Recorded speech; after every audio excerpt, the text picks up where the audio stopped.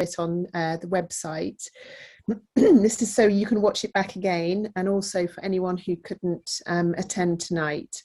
And you'll be able to find the recording. It will be on the YouTube channel. So if you go to lewishamlocalplan.commonplace.is, and you'll see the links later on our presentation, you'll be able to follow that through to where all of the recordings for these sessions are being hosted. Everybody on the panel will always talk with the video on, so you can see our faces. But just so you know, for attendees, as you join, you will be on mute automatically as you come into the meeting, and your video will be turned off. So no one will be able to see or hear you throughout the session. It's only if you raise your hand to indicate you want to talk, and then when we're in the Q&A and the discussion part of tonight's presentation, we'll unmute you so that everybody will be able to hear your question or your comment. So we've got some slides to share in 2 stages of presentation. So what we'll do is we'll wait until after each of the presentations to hear your questions and comments, but by all means do use the Q&A section to type in your question or comments throughout, and we'll come to those questions and any raised hands at the discussion points on the agenda. If you do have any technical issues, use the Q&A. So if you have any problems, like you can't hear the speaker, you can't see the slides, let us know using the Q&A. Lily and I will be monitoring this throughout, and we'll flag any kind of issues. And when it does come time for discussions and questions, please do be patient. As Eric said, some of these events have been very popular and we've had lots of questions coming through. So we'll do our very best to get round to your question. But if we can't get to it and we can't answer it today, we will come back to you in an email afterwards. And I think importantly, please do ask lots of questions. We really want to make this an informative session and relevant to what you're interested in. Thank you.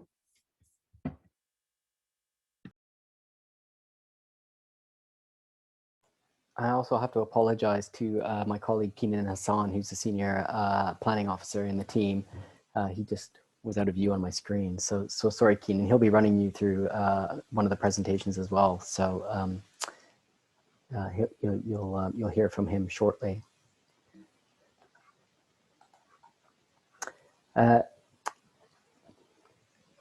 We thought we'd just start with a quick poll just to get people involved early in the session, but also just so that we can learn a little bit more about what is interesting you from tonight's session, and maybe we can tailor some of the slides to those interests. The question is, what aspect interests you most from tonight's session? And I think there's a few options there, which has just dropped off my screen for the time being. But if you can maybe just click on one of those, and then we'll reveal the answers shortly. Just want to run you through today's agenda. We've done some of the introductions. We'll have 2 presentations today. I'll be doing the first presentation. That will be followed by a Q&A. We'll then go into a second presentation, which will be led by my colleague Keenan, and another Q&A. And then we'll just do a little bit of a wrap up for the session. We will be looking to end pretty much firm on 7 p.m. We know that there's been lots of questions previously, and as I mentioned, we'll get to those later, but we're just trying to ensure fairness so that we're not going on further than we normally would, so people might feel that they aren't able to partake in the full session. But like we say, all of this will be available on the recordings.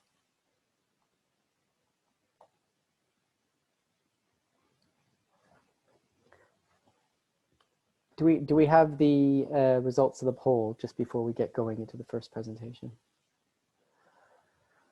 Okay, so definitely some interest in design, density, and tall buildings. That's not too dissimilar from some of the other sessions.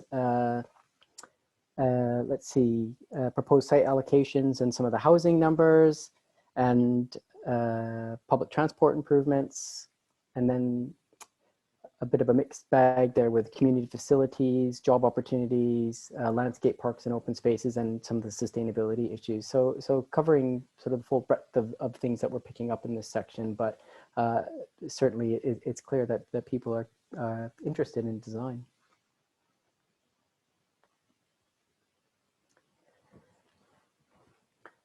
So the first part of this session helps to frame the area strategy that we'll be getting into in a little bit more detail later. One of the terms that you will have seen if you've looked at the local plan already, or if you've been to some of our other sessions, is good growth. Now, this is a concept that's been introduced by the new London plan, which has just very recently come into force.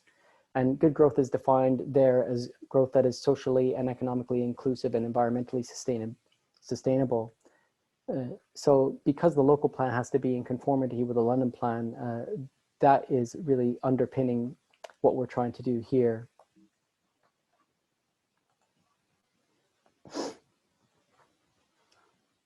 So the London plan sets out key areas for growth and regeneration across the capital. And like I mentioned previously there, that when we're preparing our local plan, we have to ensure it's in general conformity with the London plan. This helps ensure that there's a coordinated approach across the capital as each of the constituent boroughs are preparing their own plans. Importantly, one of the things the London plan does, it sets a housing target for the borough. This is the target that we need to meet in order to contribute to meeting London's overall needs for new homes. So the new London plan sets out an annual target of 1,667 net homes per year. And this is up 20% from our previous target of 1,385. So it's certainly a challenge, and we make no bones about it. So what can the local plan influence? We've looked at this in previous sessions, but one of the key things that we can do through the local plan is look at the local area strategies in terms of how we're going to be accommodating this level of growth. But we again can drill down into some of the more detailed matters, such as housing mix, design, supporting our employment areas, and reviving our high streets, and also public priorities for open spaces, managing the public realm, etc. It is a real challenge, though, and the annual housing target, when you carry that forward over a number of years, we're looking at about 25,000 new homes that need to be built. And we certainly have a need in Lewisham for many more genuinely affordable homes to be built as part of that overall supply. We definitely have aspirations to build a more inclusive local economy with excellent job opportunities, and our own employment land studies suggesting that we need to deliver about 20,000 square meters net new workspace across the borough over the plan period up to 2040. We also need to respond to some of the challenges facing our high streets, particularly in terms of trends for online shopping and how COVID has really accelerated that, and also had a significant impact on many of our local businesses. And the local plan can help to support the recovery, but we're also looking at about 5,000 square meters net new floor space for retail uses.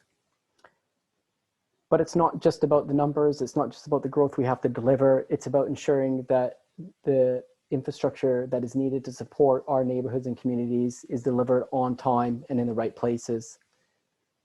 So these are some of the things that the local plan is looking to address.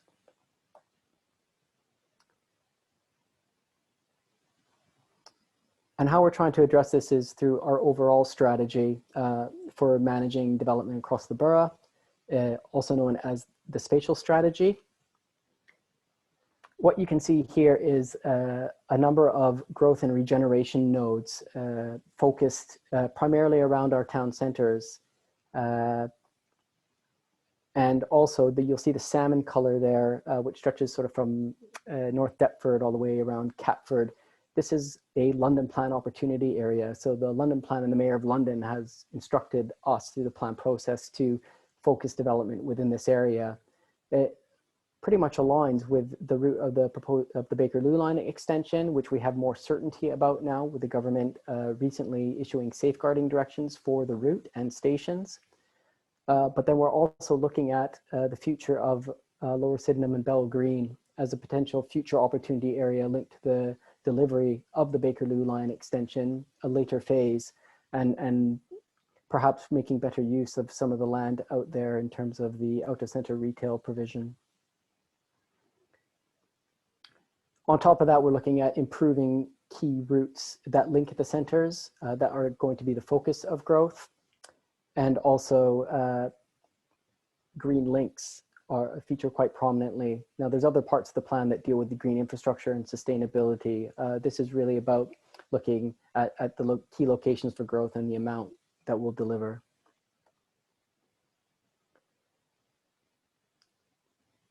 To provide a clearer focus for how the growth that we're planning for is going to be accommodated within each of Lewisham's neighborhoods, we've looked at dividing the borough into sub-areas. So that's why we're doing these sessions now on these 5 key sub-areas within the borough. This is set out in further detail in part 3 of the local plan, but the sub-areas were prepared as part of a study that formed part of our evidence-based library, and it's a characterization study. So as we were preparing this, we did workshops with local groups. We had a public consultation on this, and that helped to inform the map that I just showed you.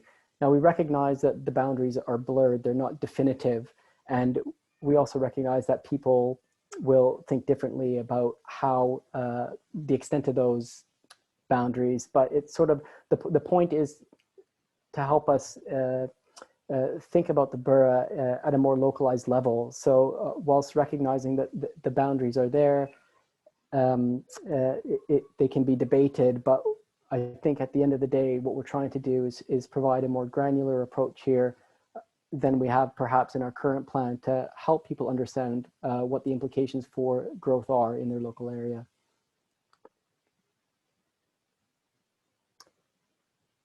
So in terms of the Western area, it's sort of unique compared to some of the other sub areas because of the large number of neighborhoods that it's comprised of.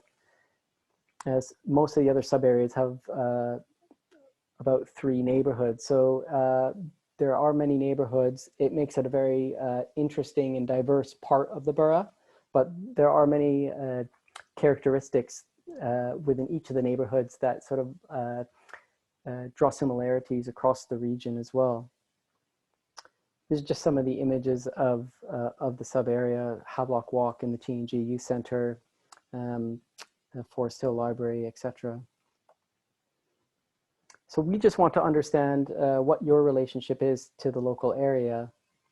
We've been hearing from a lot of local residents, but we've also been getting many different types of people coming to the session. So just a very quick poll. And we have to mention as well that we couldn't get, because of the way the polls are structured, we couldn't get all the areas individually. So we kind of grouped a couple together. So if you could just fill out what your relationship with the area is, if you live in or near Telegraph Hill, Brockley, Ladywell, Crofton Park, Honor Oak or Forest Hill, Blythe Hill, Sydenham Hill, Sydenham, whether you work in the area or study in the area, or live outside, and we can get to the results shortly.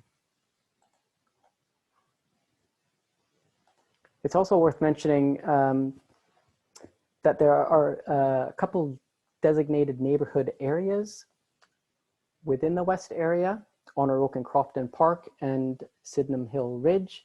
So there are neighborhood forums which have been formally designated by the council, which are effectively community groups who are now preparing neighborhood plans for these areas.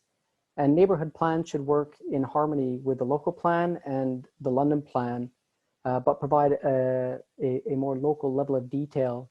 But it does, once those plans are sort of past examination and brought into force, they form part of our statutory development plan. So they are a really important tool for us in terms of managing new development.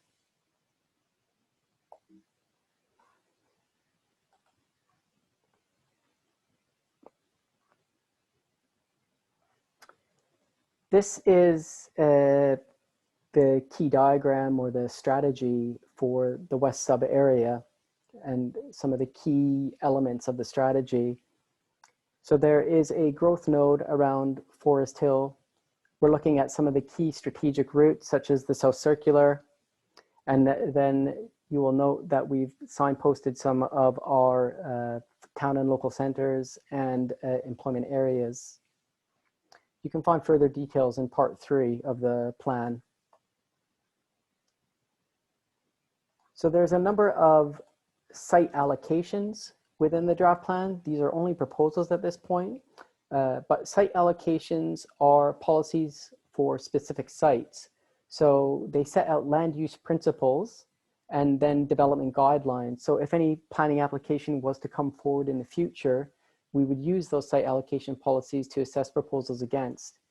Site allocations are really important for us in terms of the overall plan process, because when we go to public examination, the planning inspector will want to interrogate the plan and find out how we are going to deliver those identified needs for housing, workspace, and retail that we set out earlier. So site allocations will help us to demonstrate how we can deliver on those needs.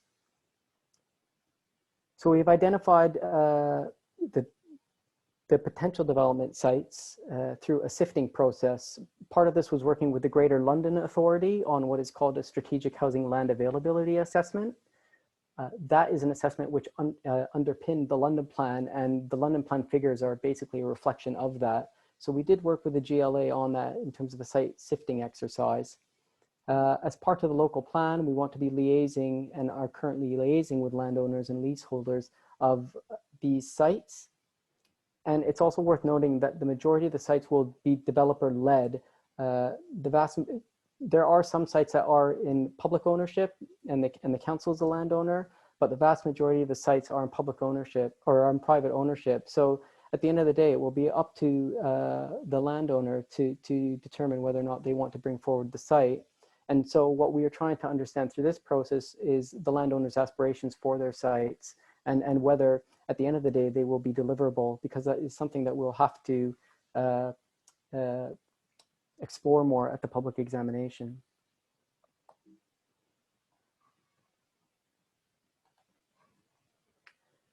And just to help put into context the growth figures for the West area in comparison to the rest of the borough, the proposed site allocations make up less than 10% of the overall housing site capacity that we've identified through the potential development sites. So you can see the vast majority of the new housing is planned for the central and north areas. This is in part a reflection of the large areas of underutilized and vacant industrial land, which are the focus for regeneration. But it's important to note that new housing development and other types of development does help us to deliver area improvements. So we can get improvements on site when the development comes forward, or Section 106 agreements, which are used to offset development of the impact of development, or a community infrastructure levy, which is effectively a levy on new development. So we can pool those resources and invest those back into the local area.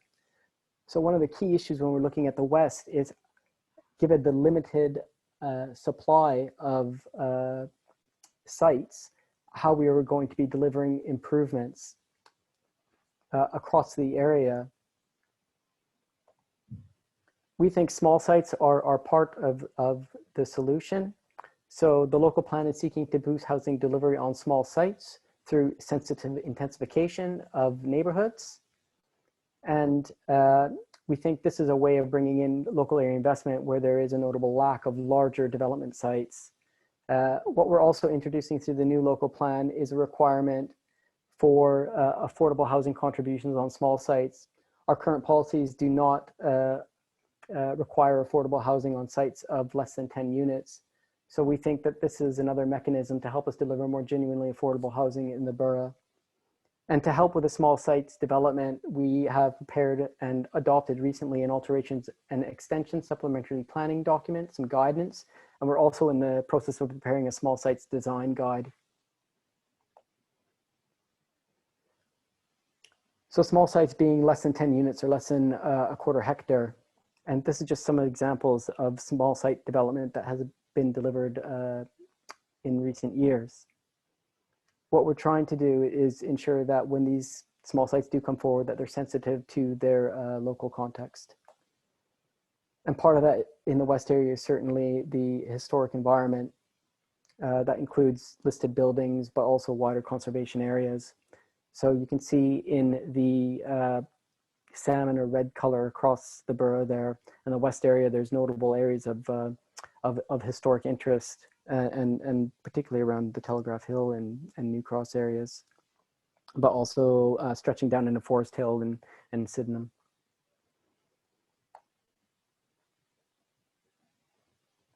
So that is a very brief discussion on the strategy. We really encourage you to go to the summary document and the draft local plan itself to read further details about what our key objectives are for these for the West area, and also some of the detailed policies. But we can open the floor for questions, and then just be mindful that the second session will go into a bit more detail about some of the key proposals in the areas. Thanks, Eric. We're going to go to your questions now, as you said. So we'll do a couple at a time, and I'll try to get through as many as we can. So the first one is from Kate, who says, is everything about economics? There are so many empty shops and buildings. Should the council audit them first before building or developing new ones? And the second is from the councillor Pashood, who says, do we still believe that this much retail floor space will be needed? Or might this have been overtaken and need rethinking? And I think this has been echoed by Penelope further down as well. Okay. Yeah, thank you. Thank you. Those are very good questions. So in terms of the empty buildings, certainly when it comes to housing, what we want to see is empty units brought back into active use. And we do have a team within the council that does just that. And year on year, they are successful in enforcement actions which provide that those empty units are brought back into active use and provide homes for individuals and families. So the numbers that we churn over year on year are published in our authority monitoring report, which used to be known as the annual monitoring report, and that information is available online. We haven't undertaken an audit across the borough about empty buildings, but certainly what we want to see is a land used optimally. So part of the strategy is looking at some of the underused sites within the borough and trying to think imaginatively about those.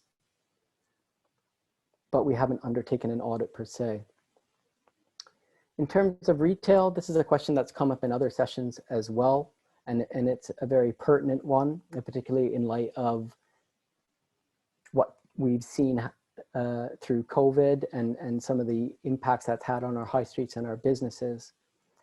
When we're preparing the local plan, we have to prepare in accordance with some of the policies and guidance set out by the government in the National Planning Policy Framework.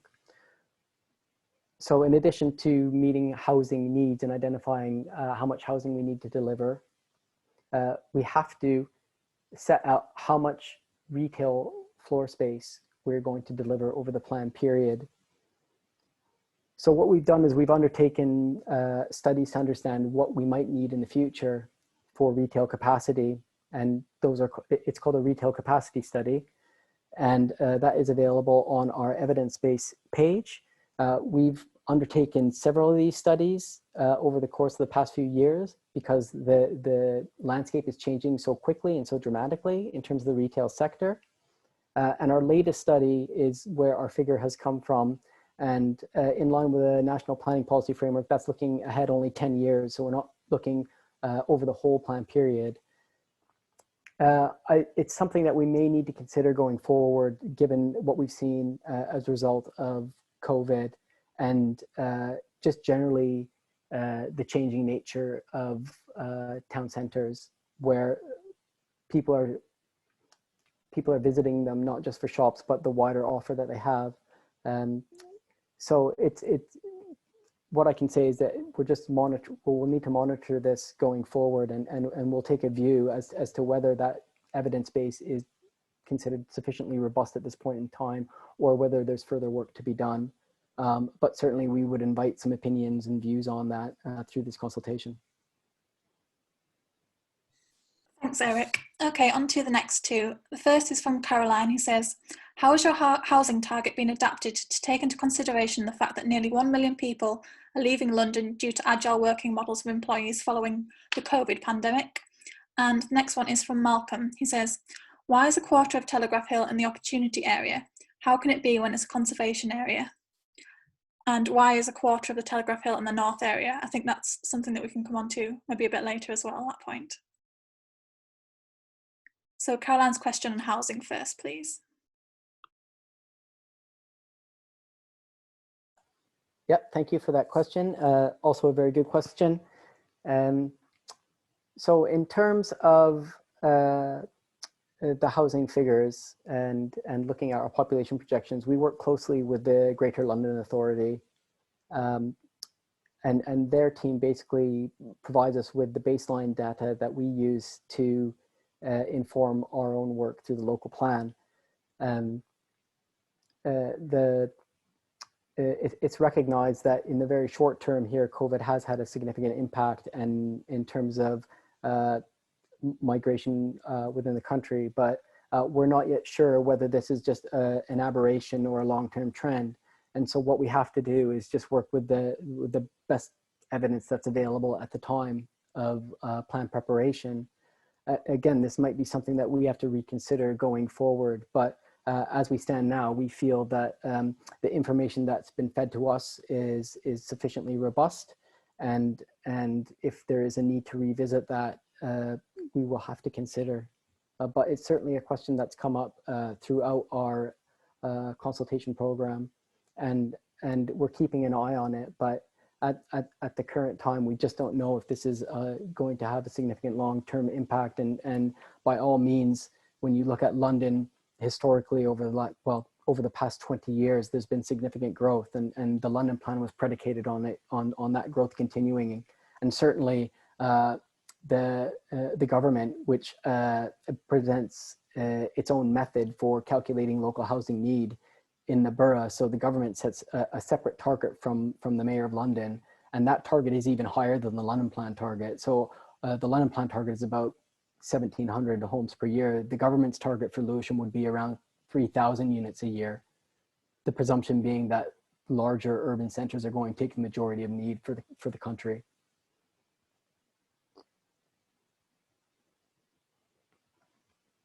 And then, was that both questions, Lily, or was there a second question? No, the next question was from Malcolm, who says, why is a quarter of Telegraph Hill in the opportunity area? How can it be when it's a conservation area? Right, so the London Plan opportunity area is set by the Mayor of London, so we don't really have a say in that. What we do to ensure general conformity with the London Plan is represent that through our key diagram in the local plan.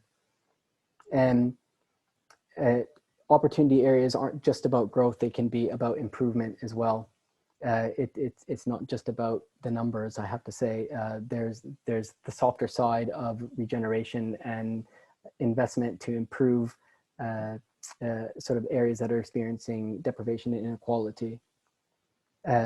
Now, in terms of parts of the borough that are within and outside of some of the key sub areas that we've established, I just have to go back to my earlier point that we recognize that the boundaries are not perfect, they're imprecise, but that sort of defeats the purpose of them. What we want to do is just drill down a little bit to provide some more specificity about local areas rather than looking at the borough sort of with a wide angle lens. Thanks, Eric. Okay, the next two. The first is from Jay, who says, regarding Jenner Health Centre, I understand there's initial plans to build mixed-use redevelopment of existing health centre. Jenner Health Centre has over 15,000 registered patients. Will these plans result in losing this huge health centre? And the second question is from Rob, who says, what are the plans for the redevelopment of Willow Way on Kirkdale? Will there be high residential buildings that could affect light levels, and what parking is being considered? So Jay's question on the Jenner Health Centre first, please.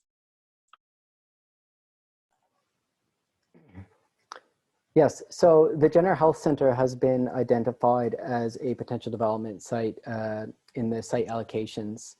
The site allocation policy is clear that that site redevelopment is dependent upon re-provision of the healthcare facility. So this is linked to, and we speak regularly and work closely with our colleagues in the NHS and looking at how the one public sector estate can be used to better meet local area needs. And so what the proposal here is reflecting is that flexibility for new development to come forward for re-providing that facility, but perhaps providing an element of residential development to help cross-subsidize that. I have to reflect that these are only proposals at this stage, but certainly the council has a key interest in ensuring that our health and social care facilities are safeguarded, and we need to take into account the existing facility and the needs that it's serving. And the policies in the local plan and the London plan are quite clear that the NHS will be treated as a private developer as well, and they need to demonstrate if they are looking at where they're re-providing that facility, they need to demonstrate clearly how local area needs are going to be met through that. So there's quite rigorous tests within the London plan and what we're proposing in the local plan. So I think what I want to do is just provide assurance that it's not the site allocation is not looking to get rid of the Jenner Health Center. It's looking to ensure that it's considered in a more comprehensive way. And the second is the Willow Way. Yes, so this Willow Way, and we'll probably get to a little bit of this in the second session as well. And I recognize that we've had lots and lots of feedback from the public so far. So thank you for your comments and your concerns. So Willow Way is what we call a locally significant industrial site. It's the highest protection of, well, in terms of our employment land hierarchy, it's the highest local level of protection that we provide. The London plan has strategic industrial locations, which we have to protect. And then below that, we have locally significant industrial sites, which we are keen to protect as well. What we are proposing through the Willow Way site allocation is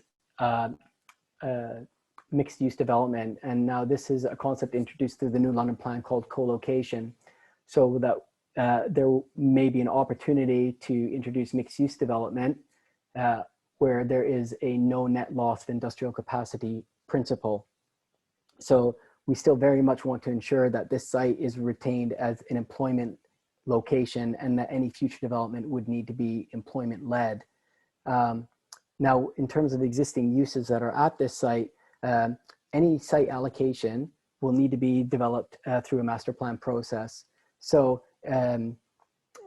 that master plan has to address how existing users are functioning as part of the wider scheme. And the site allocation does not preclude certain uses from continuing to stay and operate there over the long term. So I think that is what we're proposing there as a way, because the sites are limited in the West area. We're looking at ways of helping to revitalize part of that site and also deliver new housing and new workspace, but thinking about the other existing uses that are there and how that might be delivered comprehensively over time. Thank you, Eric. I can see that Penny's got her hand up, so I'm going to ask her question directly, please.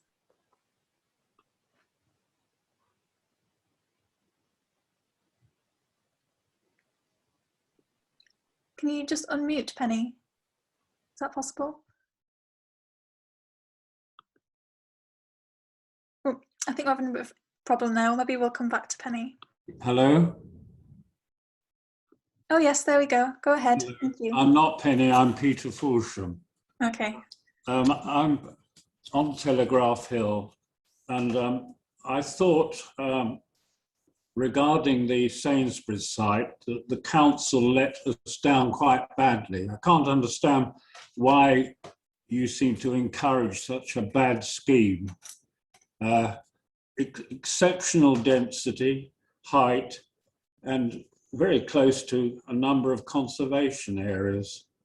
And I know there are great pressures on you, but I trust you will consider as a duty of care to local people when schemes are being considered. And also, I think regarding family homes, which I hope you're going to prioritize on, their height should be considered, not more than 6-storey. And another aspect is that our borough has a great land area of railways. I trust you would consider building over railways for housing sites in the future, which I think would be a good thing. Thank you. Thank you. Who's best on the panel to respond? So I think I would like to pass this over to Angus in a moment, but just as a general comment, we understand the community may have concerns about specific developments or planning applications, but we're not really going to be addressing those through these local plan sessions. That is sort of a separate matter. We can talk about planning policies in the round, and we're happy to do that. And we're happy to talk about sites where they're included as potential development sites or proposed site allocations. But perhaps Angus might shed a little bit more light about the sorts of things that officers are considering in terms of building height and density on individual planning applications.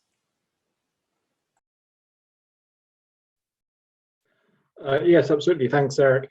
I think what's important to note that at this stage, the site allocations have an indicative capacity, but beyond that, there isn't any further detail on exactly what those schemes would look like.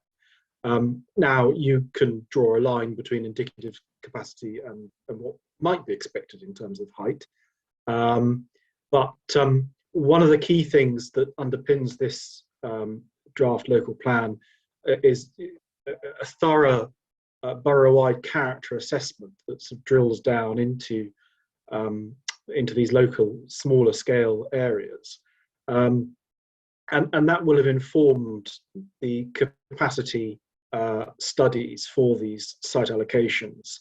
And certainly where we're looking at, and Eric might be able to give me the absolutely correct terminology, but I think we're sort of talking about areas of management rather than of significant change in the West, that we wouldn't expect heights to be, certainly we wouldn't be looking at the sort of the Sainsbury's site that Peter referred to, which I assume was the New Cross Sainsbury's, which actually isn't in this part of our subject area today. Clearly, that sort of growth that you see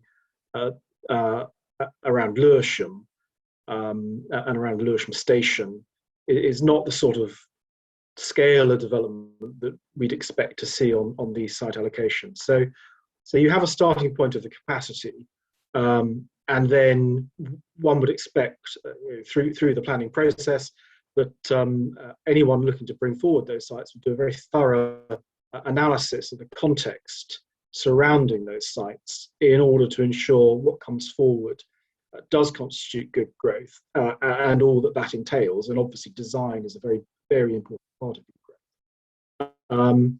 And in that, the council is clearly making efforts within the local plan that's being talked about today. We also have support from the London plan that was recently adopted, and the NPPF, the National Planning Policy Framework, is currently out for consultation, where one of the main aspects of that proposed change to the NPPF is to really strengthen local authorities' arms when it comes to design quality.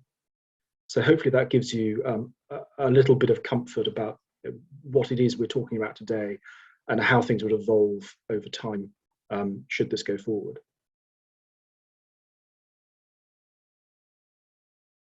Eric, do you want to go to a couple more questions, or do you want to go to the next presentation? Just conscious of the time.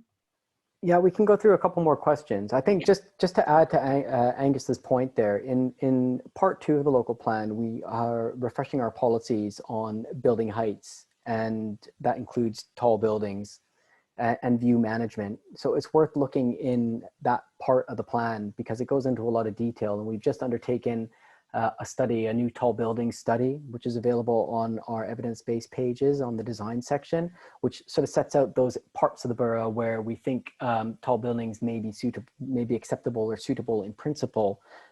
That's not to say that tall buildings would be acceptable in those locations, but it's a starting point for considering where suitability exists in the borough. That has to be overlain with particular sensitivities, which that section deals with, and looking at all the different sensitivities that should be considered when tall buildings are proposed. And then on top of that, there's the view management framework. So we feel it's a pretty robust approach, but we would definitely encourage your views on how we're seeking to manage that going forward. But yeah, Lily, maybe take 1 or 2 more questions and then move on. Yeah, of course. So the first one is from C. Howard, who says, why is the site at the Sydenham Police Station, approved 2016, still not developed? And what does this mean on the numbers of housing required if they do not go ahead? And the second from Caroline, who says, so many sites proposed in Forest Hill, how are you going to support that without pushing more pollution and traffic onto the South Circular? Also, recycling and refuse collections are failing in the area. How will that be addressed with more housing? So the first one on Sydenham Police Station, please.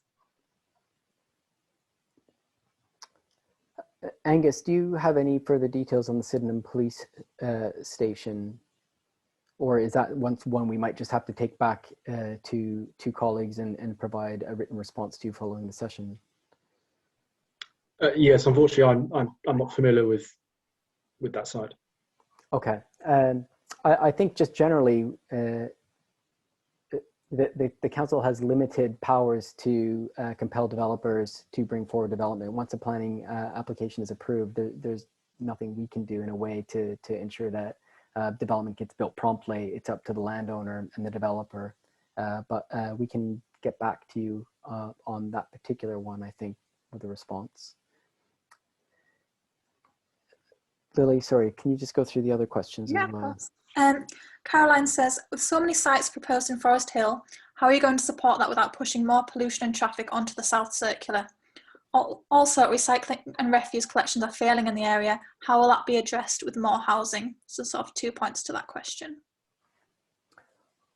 Okay. So in terms of the first one, I think we definitely recognize the issues around traffic congestion and poor air quality, and also responding to the climate emergency. What we're trying to do through the local plan is encourage modal shift, basically getting people out of private cars and using walking, cycling, and public transport with more regularity. So the parking standards in the plan are reflective of this, and these support the London Mayor's objective to have 80% of journeys in London over the long term be made by walking, cycling, and public transport. So I think we're looking to strike a careful balance between new housing that's developed and how much parking will be permissible. And that will depend on how accessible a location is on a case-by-case basis. But certainly this is something that we're live to. And also, it's not just a Lewisham issue. This is something that is a London-wide issue as well, that the London plan looks to address. In terms of the bin collections and that obviously we appreciate that people want these things resolved. It's not something that we deal with directly through the local plan in terms of the servicing of that. What we can do is set standards for waste management and recycling facilities within new developments, ensuring that those are well designed and sensitively integrated into the development. But in terms of the actual maintenance or service and that function of the council, that's dealt with separately.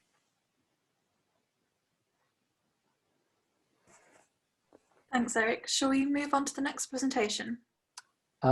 Yes, certainly. So I guess I will hand over to Keenan now. Yeah, so I'll deliver the presentation, Eric, and when I click next slide, just please, hold on. So next slide. So thank you. Over the next set of slides, I'm going to introduce you to the key place shaping principles for the West area, and it's kind of an area I know relatively well as I went to Forest Hill Secondary School. And kind of these principles will help to ensure that growth is well managed and responds positively to the distinctive qualities that make up the Western area.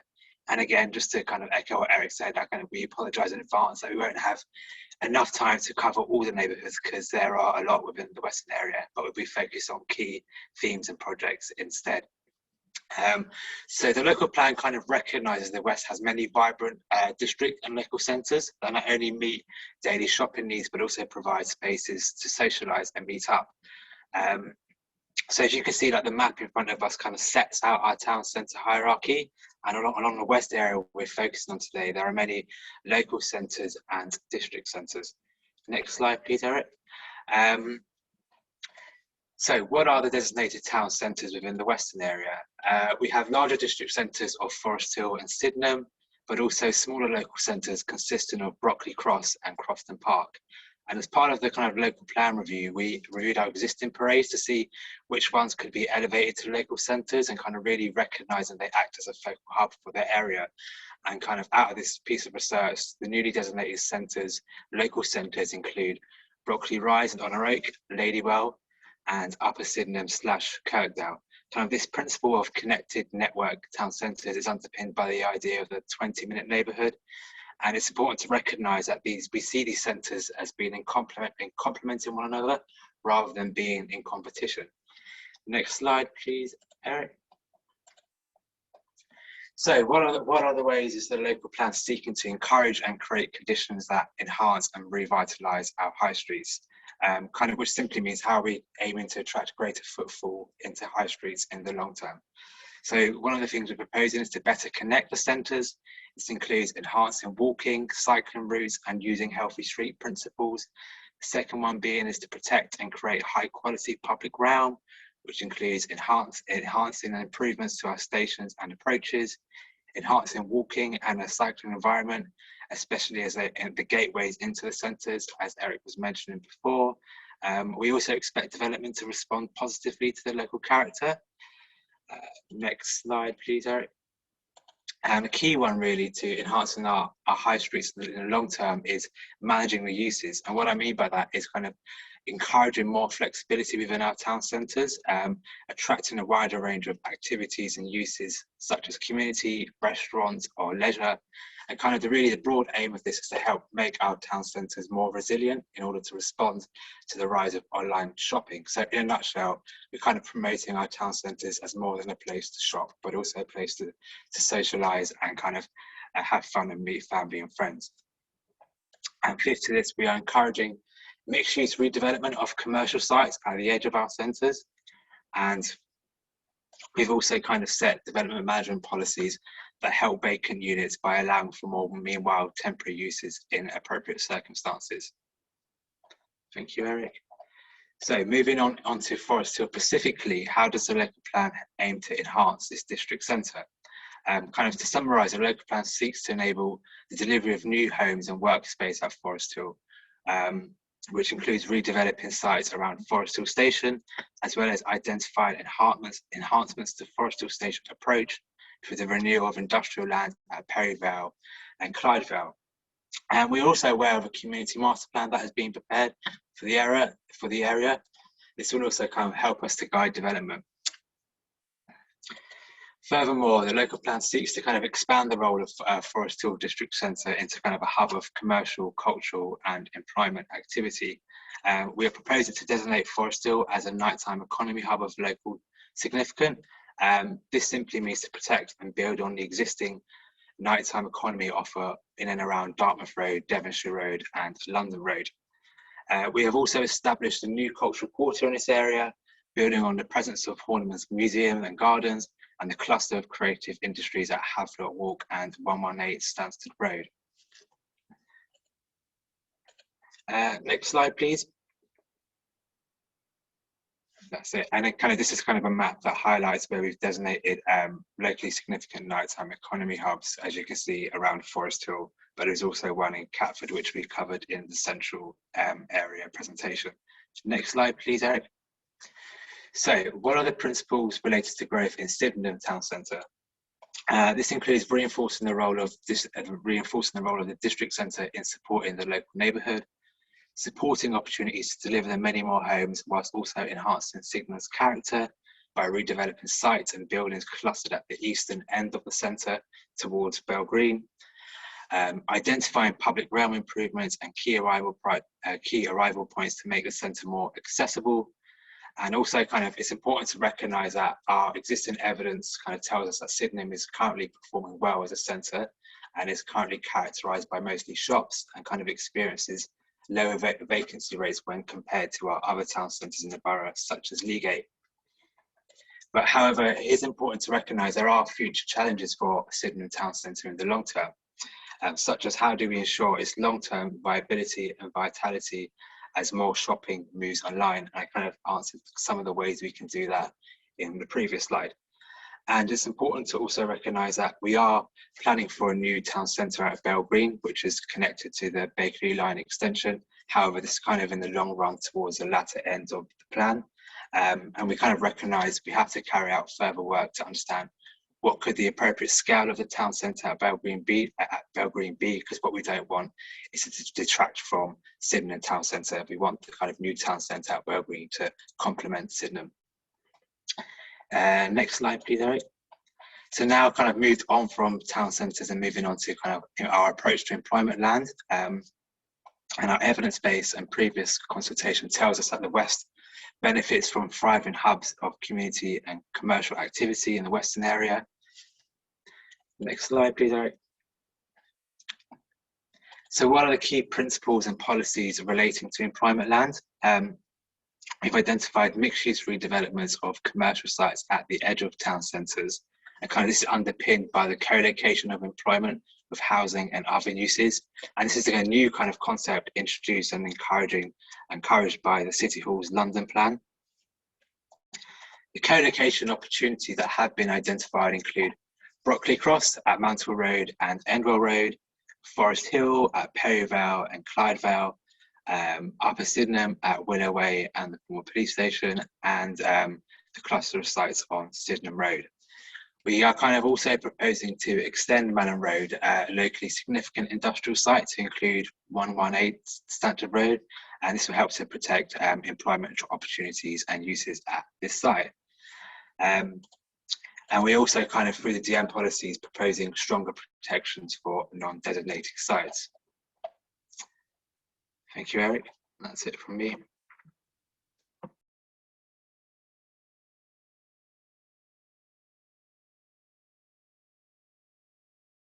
I just need to turn your mic on, Eric, please. Yeah, cheers. Yeah, so we just want to go into some of the other elements that make up great neighborhoods and some of the defining features of the West area, and certainly green infrastructure is one of them. We talked about green infrastructure. This is both nature sites, parks, open spaces, and certainly we recognize through our characterization study, but also local knowledge within the team, that the remnants of the Great North Wood are still a defining feature of the West area, which really needs to be protected and enhanced and celebrated. We have existing green spaces there and Lewisham Links, which we can get into a little bit more detail, but that's all about connecting the existing and new open spaces with high quality walking and cycle routes. Just some of the images there showing some of the landscape features, and definitely the views are quite an important element of that as well. So we've already talked about some of the defining features of green infrastructure in the West area. What we have done through the local plan process is undertake a number of studies to understand what's on the ground and look at what might be improved in the future. So this included an open space assessment as well as a site of importance for nature conservation study. And we've also undertaken a metropolitan open land review. what we've learned is that, you know, on whole, Lewisham is a very green borough, and we've definitely won some awards for the high quality parks and open spaces that we have in the borough, most notably the Good Parks for London report, which has put us in the top 5 for a couple of years running, I believe. But despite that, we recognize that there are areas of open space deficiency in this part of the borough, and we really need to address that so that everyone can benefit from those features of our neighborhoods that make them so great. The West Lewisham Links is a new policy approach that we're introducing through the local plan. This is building on the strength of a project that happened in North Deptford, which it was called the North Lewisham Links. It was never a formal policy approach, but it was definitely something that was community-led because people wanted improvements to the walking and cycle environment, and so a sort of master plan of routes was prepared with the local community and then working with the council as well. And what has evolved over time is that developers have really engaged with that Links project, both at the urging of our own planning officers when planning applications are coming in or at the pre-application stage, but also because it's just gained traction, and now there's real opportunities to better link these things. But we feel that building on the success of the North Lewisham Links, that each part of the borough should have something similar. So that's what we're trying to do through the local plan. And you'll see the West Lewisham Links policy in this chapter of the plan. And this will work together with our Parks and Open Spaces strategy that we've recently just produced, and it's in the public domain as well. So it's trying to improve the quality of our open spaces, but also the connections between them. And then we also have to recognize that we're not insular here. There's some excellent parks and open spaces just on the outside of the borough boundary, particularly in this part of the borough, whether that's at Crystal Palace or Dulwich or Peckham Rye.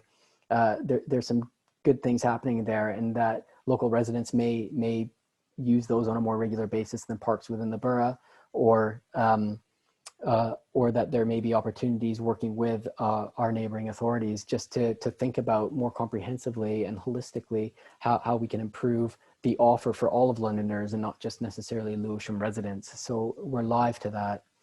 And I just wanted to take you through a series of maps that form part of our open space study, and you can find these in the plan, but you can see what I've been talking about in terms of some of the parks in the Metropolitan Open Land just outside the borough boundary to the west. I'm sure many of you are familiar with these. Here are our biodiversity sites, and we are proposing to designate a new biodiversity site just in between Crofton Park and Blythe Hill. So that is a piece of work that has informed the local plan, and certainly we would value your views on some of the proposals around the changes to those designations there. And I know we've been getting some comments about particular open spaces through Commonplace. Here are some other local designations, just to show you the wide variety of open spaces in the borough.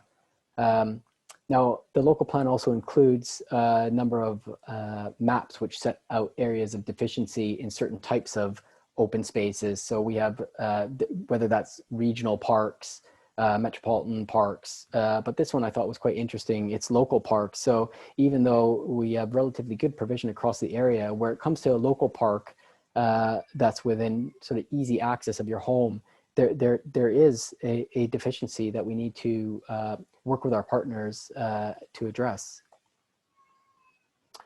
One of the other things that features more prominently now in the local plan than our current adopted plan is the Healthy Streets principles. And this is really building off the new London plan.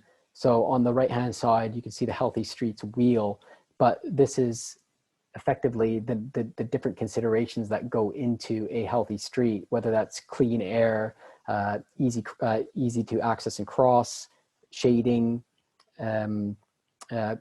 people feeling safe and secure. There's many different things that contribute to a healthy street. So what we're trying to introduce is Healthy Streets principles on key routes. trying to really address the vehicular dominance there and create softer network of routes throughout the borough. One of the challenges will certainly be recognizing that some of these major roads are London roads. They're Transport for London roads where we have more limited scope to intervene. But we're definitely putting a marker down to the GLA and Transport for London through our local plan in terms of what our aspirations for improving some key strategic routes in the borough are, and some of those that Keenan mentioned previously that better link some of the network of local and district town centers in this part of the borough.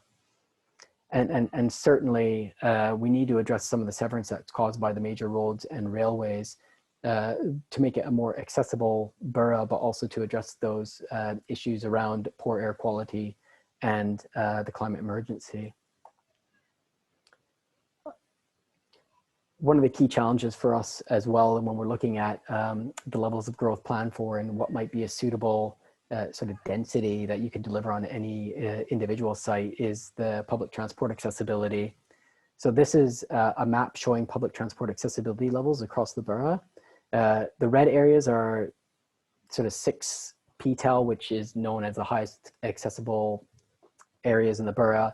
And then as you go down to yellow and green, sort of moderately accessible, and then the blue, not so great accessibility levels. So when we're looking at this part of the borough, there's not too many areas that are in that high level of public transport accessibility, and some which are really poorly served. We're hoping over time the Bakerloo line extension will help to deliver improvements, particularly in the south of the borough, but also we just need to consider this when we're thinking about how the appropriate density for a site, and how we can ensure people have access to opportunities when the area is perhaps not as well served as Catford, Lewisham, and around New Cross. So that concludes this part of the presentation, and we're happy to take some questions now. Thanks, Eric. We've got a lot of questions, so I'll get through as many as we can. The first one is from Gareth, who says, you mentioned that you've spoken to stakeholders. I'm one of them and an owner of shop within a proposed site. There's been no contact. What concerns me is what happens if a site passes this consultation and the owner does not want to sell or participate. What happens? And the second question is from Dirk, who says, do local communities have the right to object to a particular planned development due to design building being inappropriate for the area, or will the council usually overrule local objections? So Gareth's question first, please. Yes, so we've been getting lots of feedback on our commonplace and in our local plan inbox on this. Many people being concerned about the red line boundary that we've drawn around these potential development sites. We appreciate that. So what we did as we were preparing the plan, where we had potential development sites earmarked and there weren't already planning consents on those, or the developer wasn't already in terms of pre-application meetings, we did try and get out to landowners and leaseholders or landowners of these sites as sort of an early discussion. What we did draw on through that process was the land registry records, and we tried as best we can to identify all the landowners through that process. It may be that we haven't identified everyone through that process, so we recognize that. But also this public that was early engagement. This public consultation is really the opportunity for people to be made aware of the proposals. Now they've been firmed up and they've been through both our mayor and cabinet and full council for approval. So what we want to understand, one of the key tests through the public examination process will be whether the sites that we have identified are deliverable and developable. And the details around those definitions are set out in national policy, but certainly it's all about the likelihood of a development site coming forward. What we need to understand right now is from landowners whether there is what their aspirations are, whether there is a likelihood that development might come forward for the uses that we have proposed. over the long term. And that is really what we're trying to do through this public consultation, but it's not only the landowner, it's also the wider public. So that will be sort of one of the first things that we're looking at. The second thing that we would look at is if a site allocation, you know, and it may be that through that dialogue that we just, you know, we realize that the site has no realistic prospect of coming forward over the long term, then we might just reconsider whether that site allocation should be included in the plan to begin with. So that is certainly one thing that could happen. Even if we go forward and the site allocation was eventually included in an adopted plan, I think I mentioned previously that what we would expect is that for all our site allocations, that these would be delivered through a master plan process. So, and it would really be entirely up to the individual landowner or the multiple landowners on the site to bring a development forward. We can set out planning policies, but it you know, where we don't own the land, it's entirely out of our hands as to whether or not that development comes forward.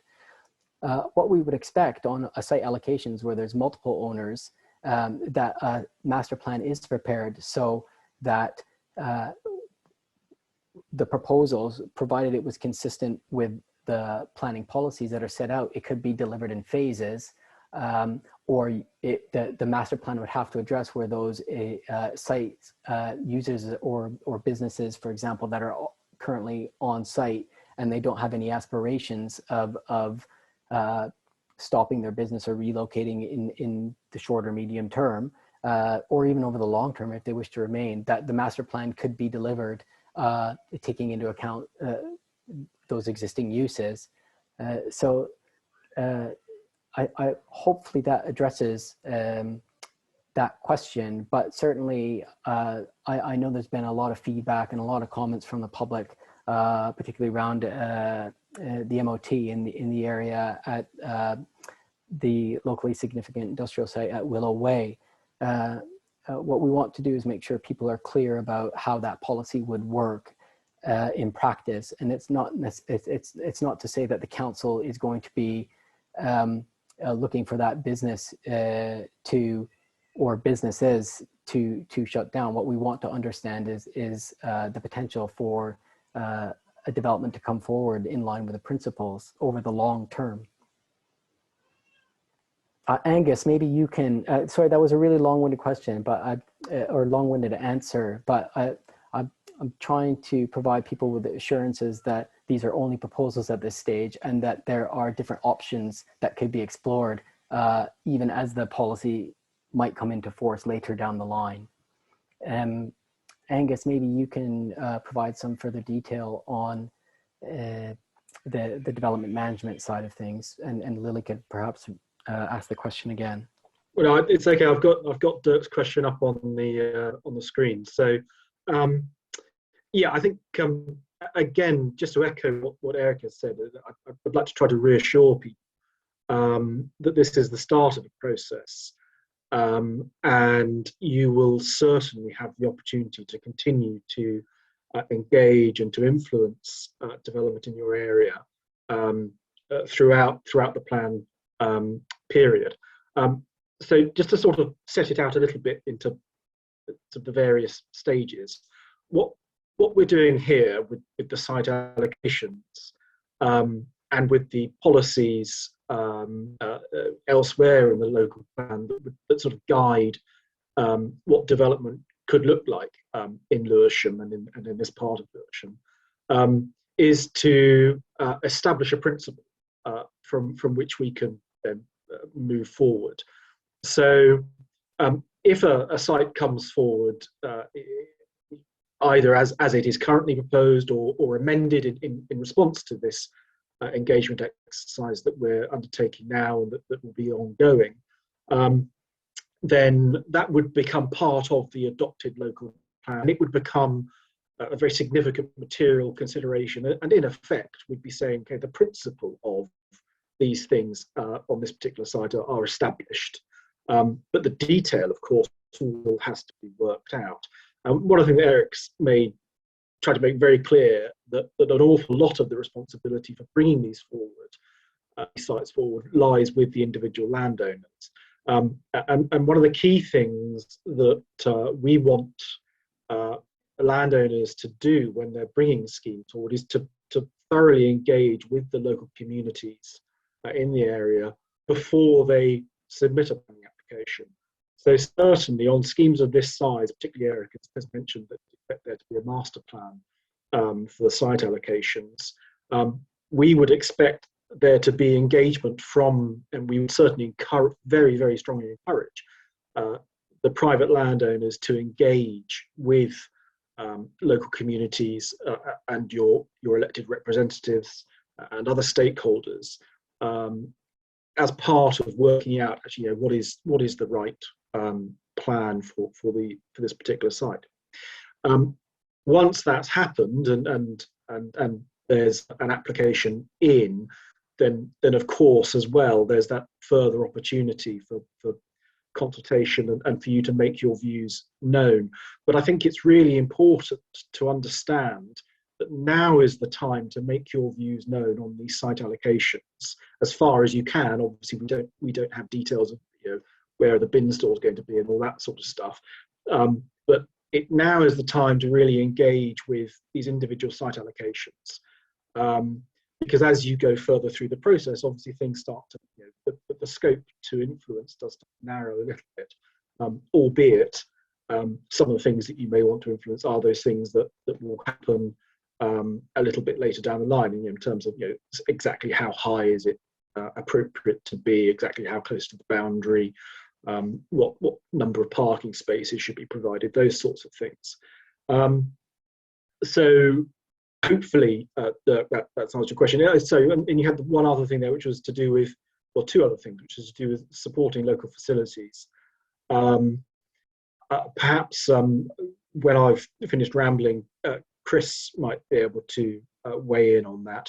And then your other point was about overruling local objections. Well, of course, we are duty bound to take representations into consideration when reaching a planning decision.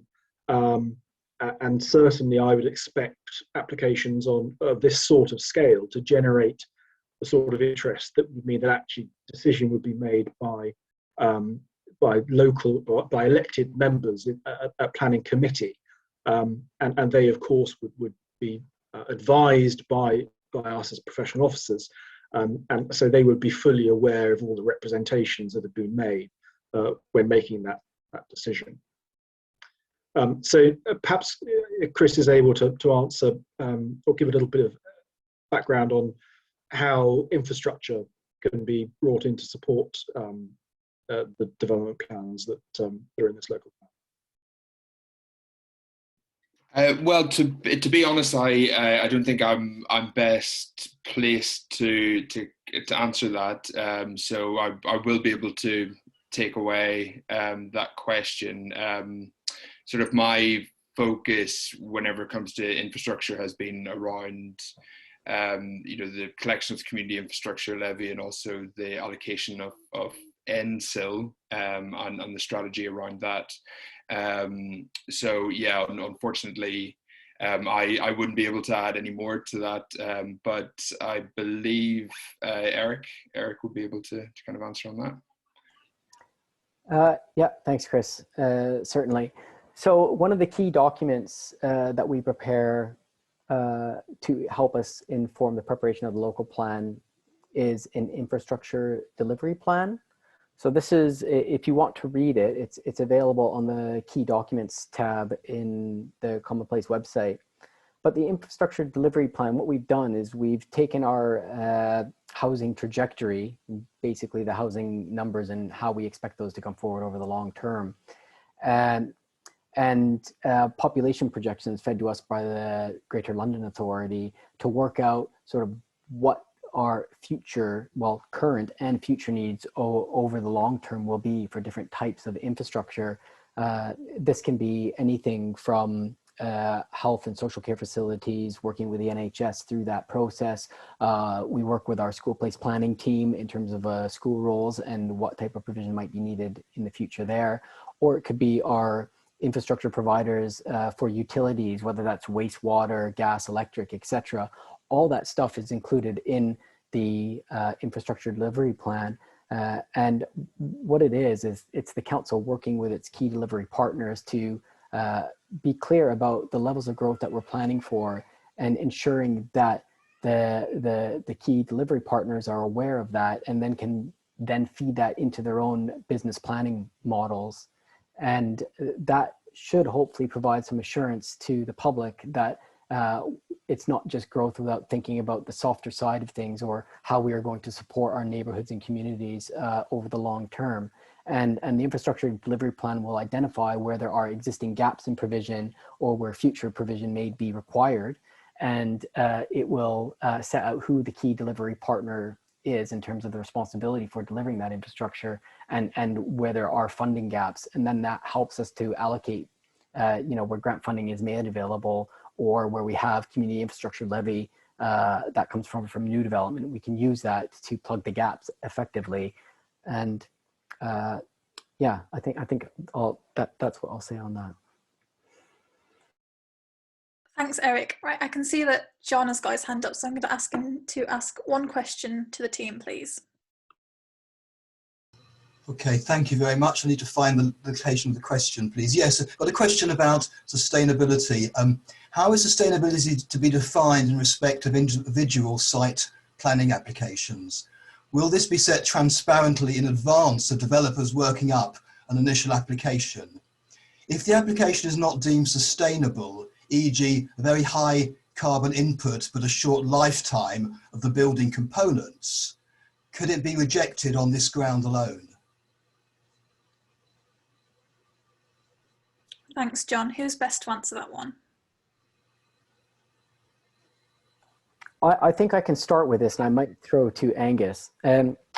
So the local plan, working together with the London plan, sets out clear policies in terms of the different components of sustainable design and construction. So we have a separate chapter in the document, both in terms of design and then dealing with sustainable design and infrastructure. We hope this provides clarity about what planning applications should be compliant with in terms of policies, both at a smaller scale or a major scale.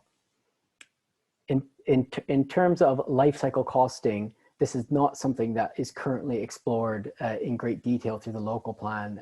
And I have to be clear about this.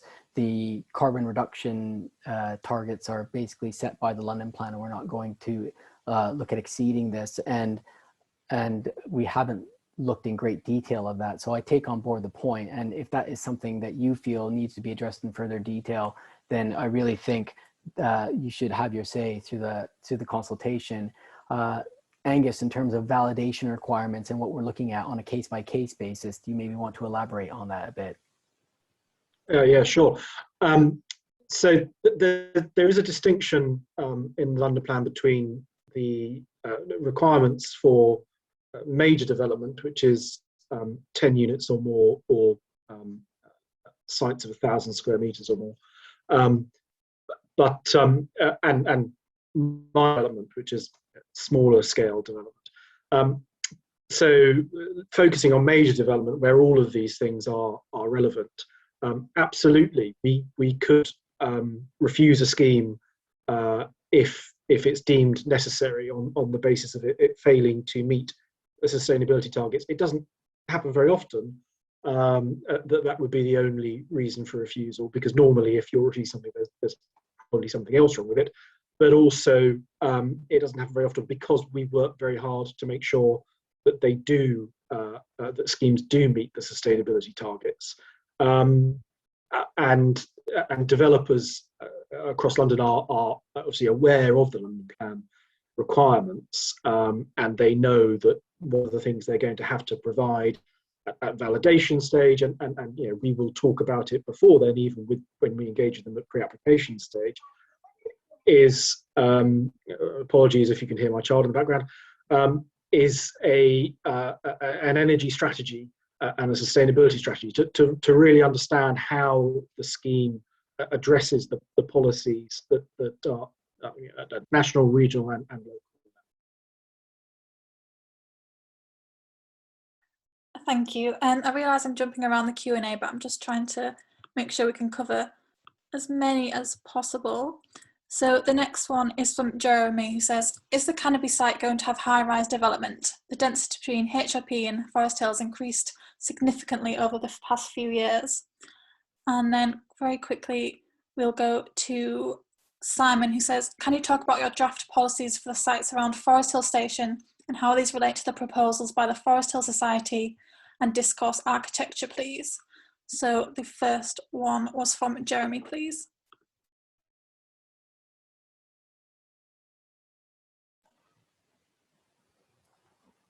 Yeah, can you just ask the question again? I had my mind on the second question, but the Forest Hill one as you were going over that. Yes, of course. Is the Canopy site going to have high-rise development? The Canopy site. I'm not sure which particular site we're talking about there. Perhaps that's one we can get some clarity on in the post-question wrap, and then we can respond to that. I think in general terms, we've set out in our current plan and our draft plan how we would assess what is an appropriate density on a site-by-site basis. But maybe we can get back to that question if there's a specific planning application that's been lodged, or how we can look at that through the sites. In terms of the Forest Hill Community Plan, we are definitely aware of the plan. Our manager, David Syme, has had discussions with members of the community who've been involved with the preparation of that. What I think what we're trying to do is reflect on some of the key aspirations of that plan in terms of improving the overall quality of the area around the station, addressing some of the significant issues of safety around the South Circular and the junction there, and the overall vitality of the town center. Not all the details have made it, in that community-led plan, have made it into the local plan, but we have tried to reflect on that, and certainly we would invite feedback as to whether we should be doing more in that regard. With the overall sites around the Forest Hill Station, some are already included as site allocations in the adopted plan in the site allocations DPD. But what we're trying to do is, particularly with some of the employment sites around the station, is look at the co-location principle and explore opportunities for delivering new and improved workspace with no net loss of industrial capacity, whilst also delivering more homes in the area. Again, this is something that is just a proposal at this stage. What we don't want to do is lose the employment generating function of these sites. It's quite critical that these remain in employment use, and that there is a diversity of business space for our local businesses to remain and thrive in the area. But we do think that these sites, being in close proximity to the station, and do benefit from some of the highest levels of public transport accessibility in the area, that maybe we should be thinking a little bit differently about how we can optimize the use of that land, particularly given the needs for housing and genuinely affordable housing in the borough.